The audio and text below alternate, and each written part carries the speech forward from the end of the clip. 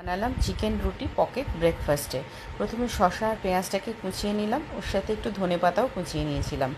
আর চিকেনগুলোকে ছোট ছোট করে পিস করে নুন দিয়ে প্রথমে একটু ভালো করে ফ্রাই করে নিলাম, খুবই অল্প তেল দিয়েছিলাম। আর ওই ভাজার পরে একটু পেরি পেরি মশলা আর একটু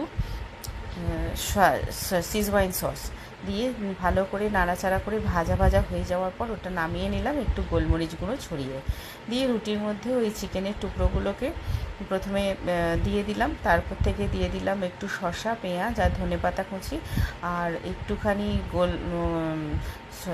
গোলমরিচ গুঁড়ো, একটু পেরি পেরি সামান্য সামান্য পেরি পেরি মশলা আর একটু বিট নুন দিয়েছিলাম জানো, আর তারপরে টমেটো সস দিয়ে ভালো করে র্যাপ করে নিলাম। তাহলে ছেলে মেয়েও ব্রেকফাস্টে খুব খুশি, পুজোর দিন।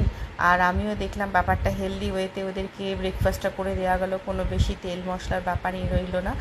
আর ওরাও বেশ খুশি থাকলে আমারও বেশ ভালো লাগে, ওদের ব্রেকফাস্টটা বেশ ওদের মনের মতন হলো।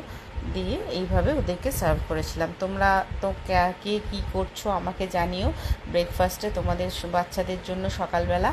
আর তোমাদের এই ব্রেকফাস্টটা কেমন লাগলো, হেলদি ওয়েতে আমার বানানো ব্রেকফাস্ট, তোমরা আমাকে জানাতে অবশ্যই ভুলো না, কিন্তু কমেন্টস করো। হ্যাঁ, বাই।